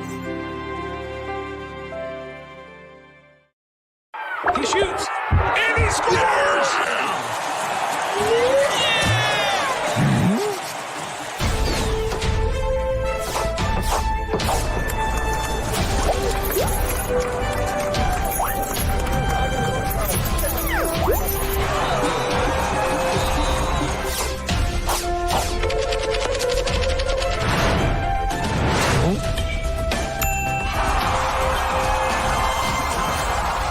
Whether you're an athlete or a weekend warrior, when it comes to your performance, don't settle for anything less than excellence. We're proud to announce that Mid-Tennessee Bone and Joint Clinic is now Tennessee Orthopedic Alliance of Columbia, where we are redefining sports medicine and orthopedics. Tennessee Orthopedic Alliance's team of expert sports medicine physicians understands the unique demands of your body. TOA Columbia specializes in personalized orthopedic care, offering state-of-the-art treatments for everything from sports injuries to joint replacements. Learn more at toacolumbia.com. With Lee Company technology, the best handymen are hands-off. Lee Company techs have been using visual findings and other smart technology tools for years to add transparency and virtually take customers along. You see what we see, whether we're in a crawl space or on a roof. With Lee Company, technology helps us help you, no matter what's happening in the world or at your house. Jones & Lang Sporting Goods here in Columbia has been outfitting teams, officials, and anybody else from T-ball to college for 50 plus years. Be sure and check them out at 931-388-8060 or online at jonesandlang.com. Jones & Lang Sporting Goods, the look of a winner. Zion Christian Academy, zioneagles.org or 931-388-5731. You can schedule your appointment. Go tour their campus. It is beautiful over there, and you're definitely going to want to see it. Again, it's zioneagles.org. Give them a call, 931-388-5731, and schedule your tour today.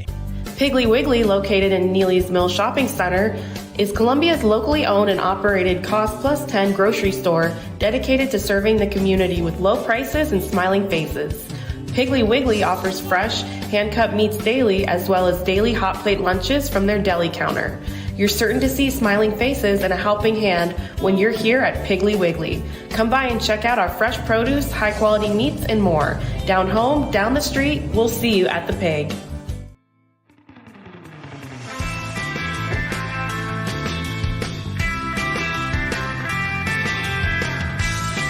Top 5 Tuesday continues here on Main Street Sports Today, presented by the Tennessee Orthopedic Alliance of Columbia. That's Wade Neely. I'm Maurice Patton. In the final segment of the show, we will bring you our top 5 crowd moments as we wrap it up with Top 5 Tuesday. But right now, we'll dive into the grab bag. Let's start with some hoops. The Knicks visit the Boston Garden tonight as the Celtics receive their NBA championship rings to open the season. Trying to set the tone for going back-to-back, I guess. Yeah, going to be a fun game tonight. Knicks played so well last season. They didn't have to sell the Knicks fans. They were already on board, but kind of got the public, thinking, man, maybe they can make a run at this thing. And just ran out of gas down the stretch. Now they have the cats on the town, as it were, tonight as they get ready to kind of see how their season unfolds. I think it'll be a pretty ugly game. Seems like the tip-off game, there's just so much emotion at stake, right? I mean, everybody's fired up, and it's the first game. So think about that. You have the biggest game of the entire season at this point, and it's also your first real game. So, I mean, it's bound to kind of maybe disappoint from an aesthetic standpoint, but I think it'll be fun and entertaining as the first one this evening. Yeah, I think the new look Knicks is kind of a storyline here, even as the Celtics are getting their rings. Yeah, and so either way, the NBA execs I think will be excited tonight because if the Knicks win, look out, they're going 82-0, and it will be epic tonight. And yeah, this roster and the way that they played last year, man, it feels like anytime we give an ounce of expectation to them, historically they have not delivered. So I'm fascinated to see how they unfold this year. Boston, meanwhile, had maybe one of the most underrated seasons of all time, if it were somehow possible, 90-plus wins. And kind of almost still feels like we didn't give them enough praise. So if they win tonight, they kind of restore a little balance. But I think it'll be a good one to kick us off. In the second game tonight, there's only 2 tonight. But speaking of Cat, his former team, the Timberwolves, travel to L.A. taking on Bronny James and the Lakers. Yep, and I made the joke with a buddy earlier. It's good, this game could get ugly, and good for the Lakers that, the first game. We'll get to see Bronny, I think, in some capacity tonight, and it's probably not necessarily a great thing for the Lakers, if you catch my drift there. He's going to play, and he's going to play early. Get him and Daddy on the floor at the same time, and kind of get that over with. We are joking, but the spread is only 1.5. Minnesota's only favored by 1.5, so maybe it'll be a pretty good game. Coaching debut for Redick tonight. We'll get a chance to see if their offense is, revitalized a little bit. We saw LeBron have such a great Olympics in kind of that maestro role. Does he continue to kind of take a step back and more of a facilitator role? Because if they have the role players producing, like Connect, who we just mentioned last week, if those guys continue to play well, maybe LeBron does, say, all right, I can step the gas off a little bit and save it for when it really matters. Mm-hmm. The Grizzlies open their season tomorrow night out at Salt Lake City, taking on the Jazz. They continue on the road Friday against Houston before finally getting to FedEx Forum on Saturday for their home opener against the Magic. So it's a little deflating. Season opens on Tuesday night, but they don't get a home game till Saturday? Don't get one till Saturday, and they may not get Jaren Jackson till Saturday either. He's already pretty much ruled out, not officially, but he's probably not going to play tomorrow night. So Utah, not the greatest team.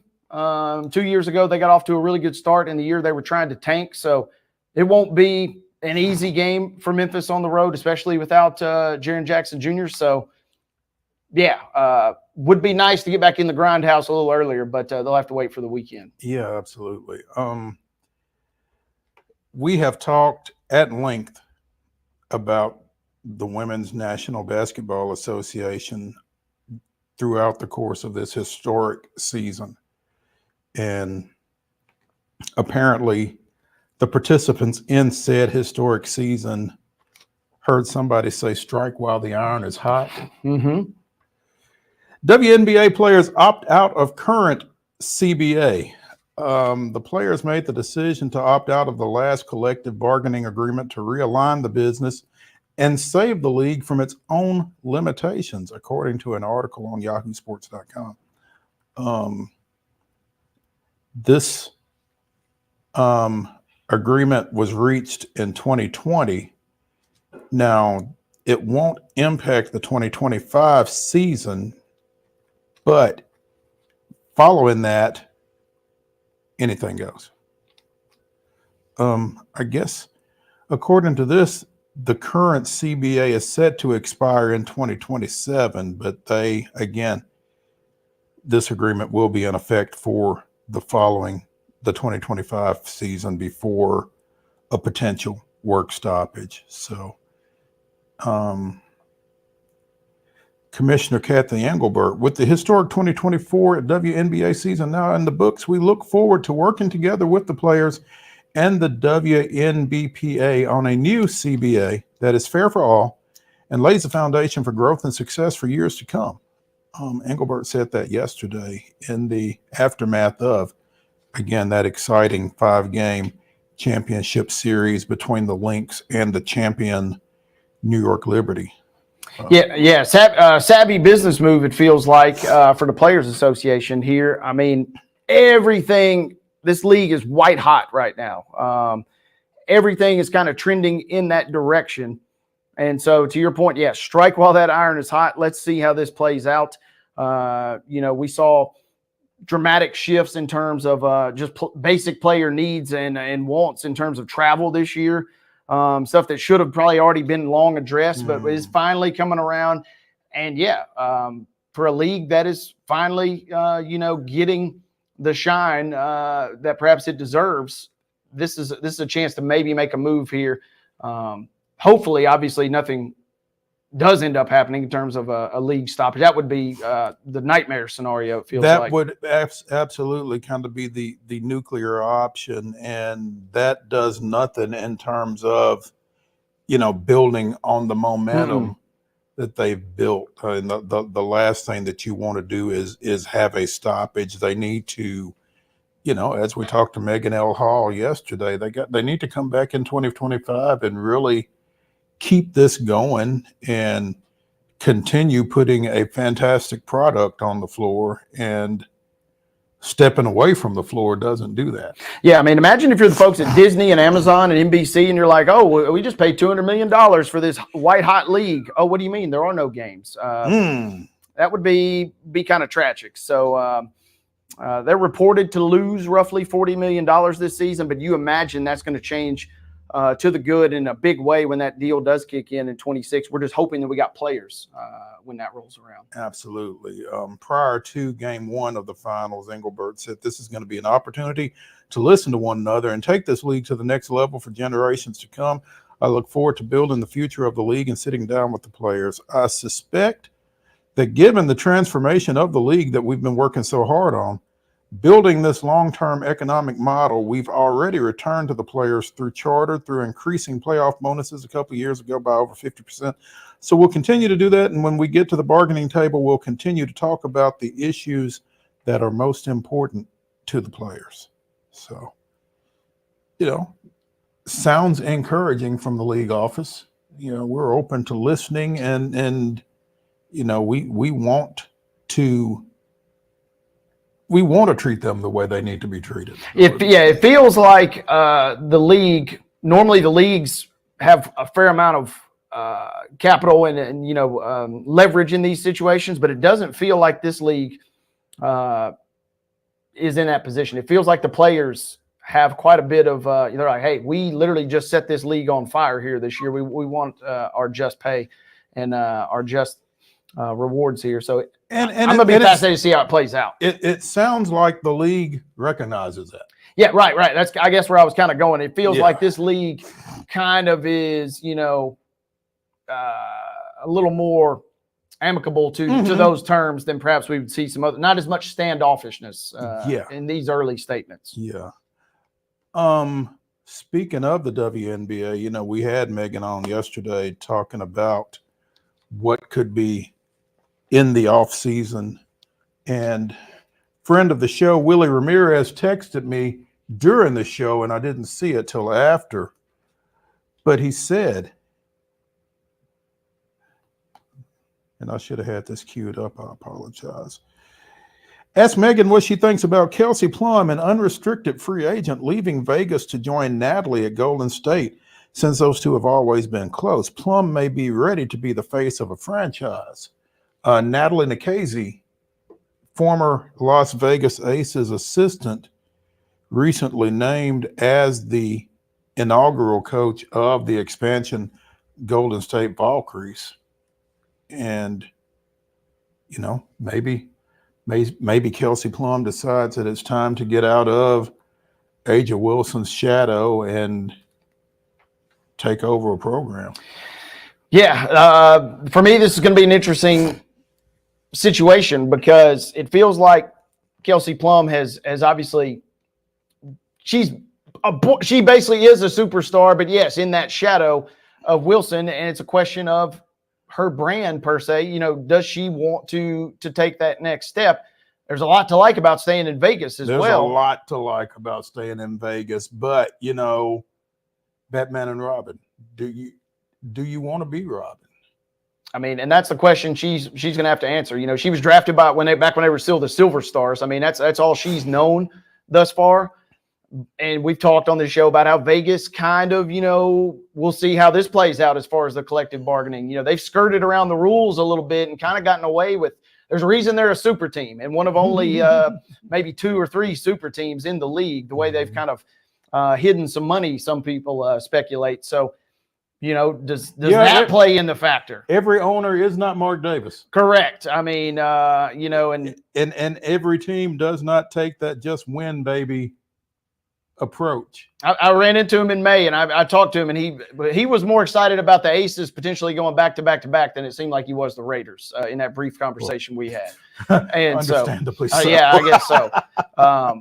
So this is going to be fascinating. It could be fantastic for the WNBA in that sense. Boom, you got an immediate star with the Valkyries who are going to probably come in and, if they are sneaky and shrewd with their acquisitions in the expansion draft and depend on what they do in the regular draft, maybe an overnight, not going to say title contender perhaps, but, certainly could be frisky in their first season, especially if you have somebody – they're already, it sounded like what Megan told us yesterday, going crazy in that market. Mm-hmm. You bring in a person like Kelsey Plum.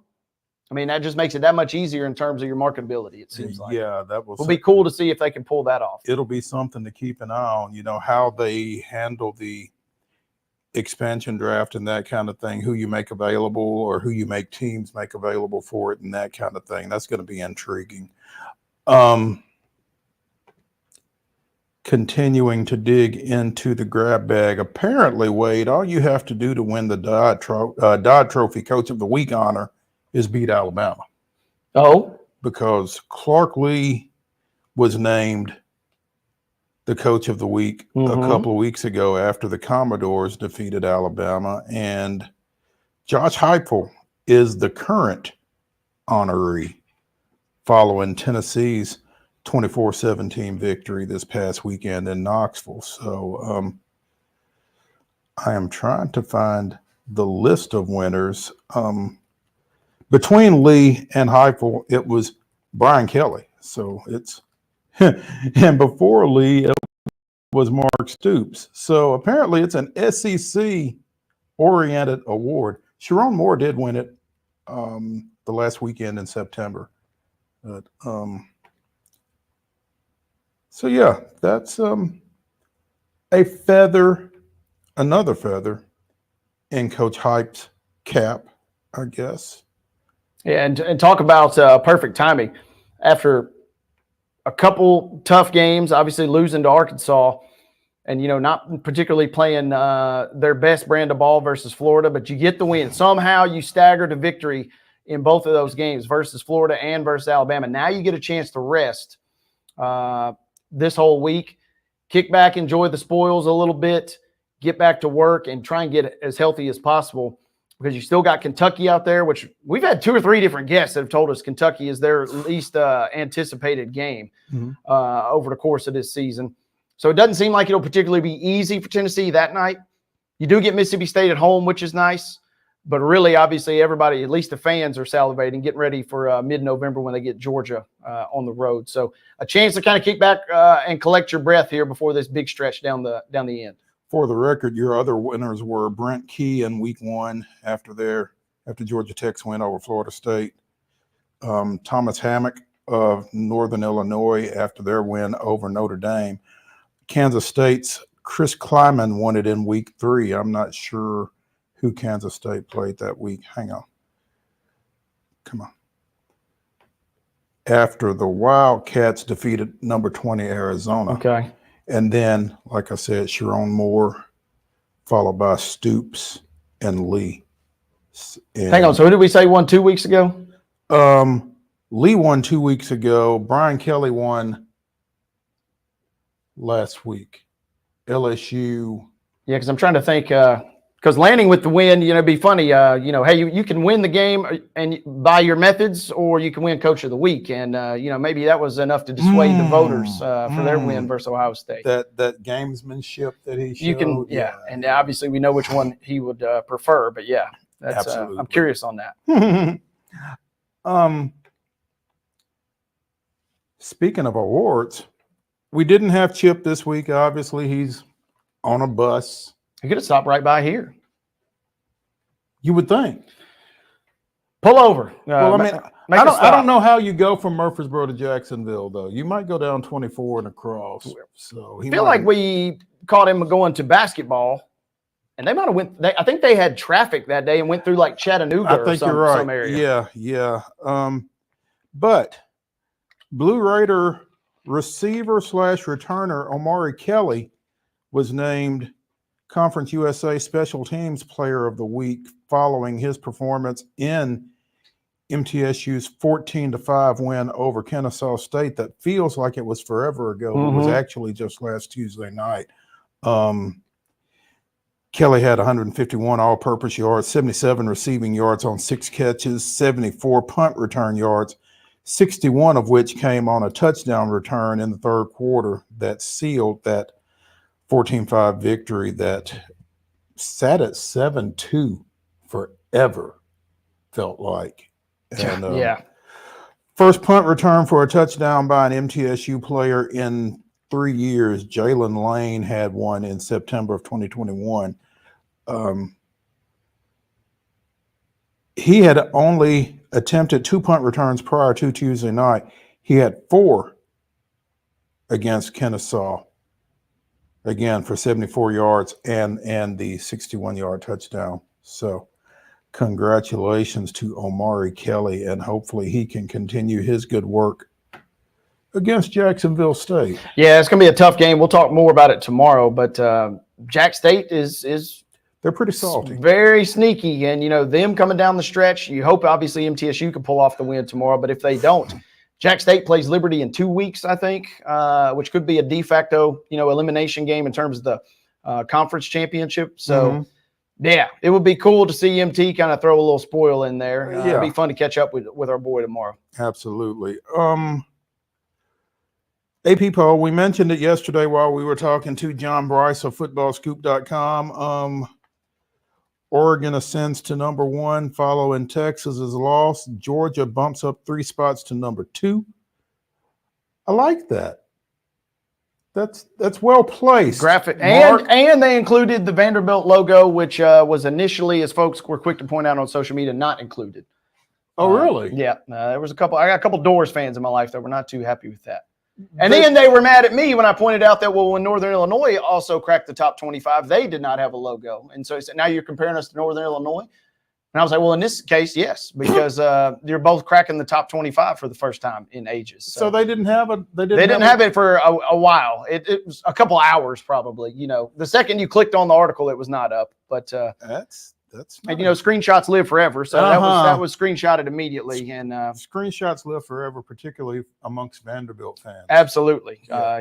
Jake Donovan, my buddy down in Pulaski, was quick to point that out. He was hot. I got to see who he went after. Somebody. I don't think he went after the group, the AP itself. I think he had. This isn't the AP's graphic. I don't believe. I believe that's On3's graphic. To be honest. Yeah. So this one's a little bit, and the AP is restored. I'm looking at it now, but initially it was not there. Oof. Oregon, Georgia, Penn State, Ohio State, and Texas are your top 5. So 3 Big Ten entrants in the top 5. Southeastern Conference has 9 teams in the top 25, led by Georgia at number 2, Texas at number 5, Tennessee and LSU at 7 and 8. Iowa State down a spot to number 10. Indiana up 3 spots after that dismantling of Nebraska over the weekend. And goodness gracious, they were 2 spots apart in last week's top 25. I would not have thought that there was 7 touchdowns difference between those 2 teams. No, IU rolled them, and Nebraska's all the way out of the poll, received one vote from somebody in Omaha. And so as a result, Indiana, they're going to be an interesting story. They really are. Because they have a tricky game at home versus Washington. Then they got to go to Michigan State. They do get to host Michigan, who is not playing well at all and figures to be. But then they got Ohio State. So they got Michigan and Ohio State. Ooh, even better, though, for Indiana. They do get they get a bye week after Michigan. I was going to say, even as bad as Michigan is, that's a physical defense. But Indiana will get a bye week before Ohio State. So, we could be talking about the undefeated Hoosiers going into the shoe with a chance to really upset the apple cart. Goodness gracious. Indiana is the 4th team out of the Big Ten in the top 25 at number 13. They still got some work to do to get into the playoffs, but a lot of folks are kind of riding that. Also, Illinois at number 20. The top 25 looks a little different than in years past, for sure. So. Yeah, this has been a fun season already. We're just reaching kind of over the halfway mark. Big game. I mentioned it to John briefly, but UNLV has fallen out of the top 25, despite the fact they, just lost the one game. But them and Boise this Friday night, that is going to be an electric game. Basically, elimination. It's kind of the new chic phrasing this year is that these elimination games, because only one of those teams has a chance to go to the playoff, and it'll undoubtedly be the winner of that game, and a chance for Genty to further that Heisman. They still play at 9:30. Even on a Friday night, they're still playing at 9:30. But a chance for at least a few voters to stay up and watch him. 9:30 on Friday night? Yep. So we can get home and see the second half of that. Oh, yeah. Their schedule is, I think they were still playing at like 1:30 last week when they were absolutely throttling Hawaii. But, nobody is staying up that late, I don't think, to check out a potential Heisman hopeful. This will be a fun one on Friday night in a big Power 5 matchup. Bally Sports is now FanDuel Sports. Took effect yesterday. I'm not sure what exactly it means, but it seems that they have changed all their branding from Twitter all the way through. So just be aware of that. It's now FanDuel Sports. Yeah, I think this is only in name, image, and likeness at the moment because nothing else really. They're still doing business as usual. Calling it business is borderline a misnomer there, what they're doing. But, yeah, they have rejected all their contracts. Here's one. They've rejected all their contracts of MLB teams except for the Braves. Their situation has been wild for the last couple of years because you have to have Bally Sports sells its own package, and even if you buy said package, you still can't watch the Braves. You have to have a tethered connection, whether it's DirecTV, I think, or Dish. One of the two has those, and Spectrum and some other groups. If you don't, so you basically can't watch the games unless you buy cable. Is the take home, which defeats the whole purpose of why they launch their streaming service. So maybe this produces, something long-term, but for now it's kind of just in likeness. So if you're hunting your channels, it is at least a good cue card for some folks there, I think. Let's take a quick break. Come back for the final segment of Main Street Sports Today, which will be Top 5 Tuesday, Top 5 Crowd Moments. Stay tuned after the break.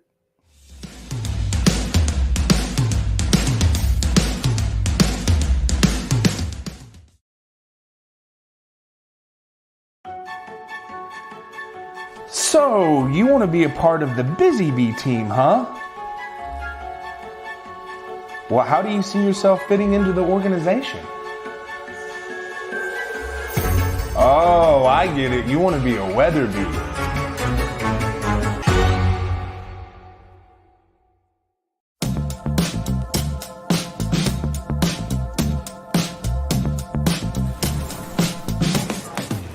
Do you want to be a bad man?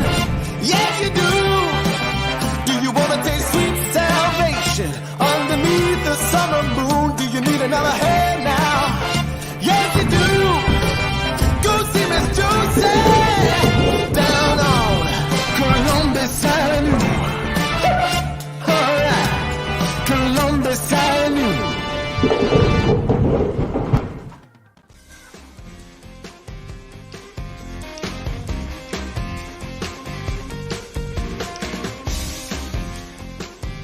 We have reached the final segment of Top 5 Tuesday here on Main Street Sports Today, presented by the Tennessee Orthopedic Alliance of Columbia. That is Wade Neely. I'm Maurice Patton. We are coming to you from the Lee Company Studios here in Columbia, and it is time, without further ado, for Top 5 Tuesday, presented by Mid-South 5 Fitness. 2 great locations, one in Franklin, one in Columbia. Whatever shape you're in, Thala Steel will get you in a better one. You can find him online at Steel Athletes, STEEL athletes.com. Mid-South 5 Fitness bringing you Top 5 Tuesday. And again, if you've not figured it out, the fine folks at Texas were the inspiration for this week's Top 5 Tuesday topic. Top 5 crowd moments. And we use top 5 a little loosely, probably, but again, with no further ado, Wade, the floor is yours. I got a list that is in a couple different realms. If you take one or two of mine, I'm going to really struggle here, but same. I got a couple different moments, and some are good in the sense that the crowd is excited and everybody's having fun and everybody's jovial when they leave. And I got some that are bad. So it could be a diverse list in that regard, but so I'll start with the good, and it's a little recency bias, but when the Vols rushed the field versus Bama the first time, they should not have rushed the field this Saturday. I'm in firm agreement with that. But when they rushed a couple years ago, vanquishing all those demons, number 1 versus number 2, things were just absolutely electric. It felt like a moment that even if you weren't there was bigger than football, and kind of felt like it was a nationwide event. And so that was an all-time crowd rush moment, and therefore I think it's an all-time crowd moment. That goes my number 1, and then Vols fans can't say I mistreated them, which is always safety is first and foremost on this show. That was a feel-good moment. This was not. As a Braves fan, my initial reaction to this topic has to be the 2012 National League wild card game between the Braves and the Cardinals, where an infield fly was called to medium left field. And the Braves fans reacted not very well, probably, but I can certainly understand by throwing debris on the field to the point that stoppage of the game was threatened. So, that would be my number 1, Turner Field 2012. That one was rough, and I remember vividly when that went down, just thinking, I wasn't watching the game. Giles County had actually beaten Fairview. They were playing Fairview that night at the Brickyard, and I remember just Twitter was just absolutely flooded with, You got to see this. I Call. missed it because I was at a high school game as well. I was over at Ensworth. I had stopped somewhere to watch it, and then I had to leave to go to the game. Yeah. But yeah, like you said, following it on Twitter, It was bad. It was brutal, and we're in Columbia, so Mr. Ugla, yeah, back in the day. Good pull, number one. Number two for me, I'm gonna stay with the feel good for now. How about the Beastquake from when Marshawn Lynch absolutely blew the roof off of the place? They say that it literally registered on the Richter scale. Now debating whether that was the crowd noise or his actual run, as he just absolutely lays the wood on all those Saints on the way to the end zone. Iconic run, iconic play, and literally registered an earthquake in the Northwest. The Beastquake was my number two. My number two, as long as we are, trying to maintain the feel-good aspect of this, our football fans do something really neat at the end of the first quarter of their home games. They turn and wave toward the Children's Hospital that is adjacent to Kinnick Stadium there in Iowa City. And, that's really cool. Acknowledging the inhabitants, the patients, the health workers, that kind of thing at that Children's Hospital doing some really great work, obviously. So that's my number two, the Hawkeye wave. Yeah, that's one of the great college football traditions. It hadn't even been around that long, but that speaks to the level that it's already revered, because that is a cool moment. Up next for me, I know everybody remembers where they were, but it was Bash at the Beach when Hulk Hogan turned Hollywood. Hulk Hogan with the leg drop of doom on Randy Savage, and you talk about debris pelting the crowd and the wrestlers there in Daytona. When Hogan turns Hollywood and joins the NWO, forms the NWO, and going back and listening, those guys were legit kind of scared, because think about how wild that is. On one hand, you're scared for your life, but on the other hand, deep down, you're thinking, man, that was great, because that's how hot they got the crowd that night. When Hogan goes bad is my number three. My number three, I'm going to go ahead and punch it right here. UT Miss Neyland Stadium 2021, golf balls, mustard bottles. Enough said. Yep, that one was right up on my list, and the Vols fans, perhaps not justifiable in necessarily throwing of the debris, but their outrage was certainly justifiable. Yeah, they could have channeled it a little better. Could have did a little better job on that one. Up next, Pander pick here, but we did mention the Grizzlies are playing tomorrow. I was in the house the night that Zebo hits a three-pointer. Think about what I just said. Zebo hits a three-pointer over Tim Duncan to eliminate the Spurs, giving Memphis their first ever playoff series win, and the fact that, or it's their first home playoff win in general. The fact that they did that and then eventually eliminated the Spurs kind of kicked off the grit and grind era. Cool moment. I don't know how there's still a roof on FedEx Forum after that. Number four, real quick for me, Malice at the Palace back in 2004, Detroit hosting Indiana, fight spills into the stands, fan throws something at Ron Artest, and all hell continues to break loose. That's my number four. Your number five, Number five for me, Bautista with the bat flip. Toronto. Canadians going nuts. Give me Bautista in the postseason with a bat flip for the ages. Number five for me, Vanderbilt rushing the floor at Memorial Gym after defeating then number one Florida. With you and I both were at that game. That's I think right. we discussed before. I think you're right. Yeah. I did not rush the court. Neither did I. I was trying not to get run over. Hey, that's going to do it here for Top 5 Tuesday on Main Street Sports today. Come back tomorrow at 2 o'clock. We will be joined by Ann Kimmel of Assembly Box Radio and Heather Williams of WCYB TV out of Johnson City. It's going to be fun. We'll see you 2 o'clock tomorrow.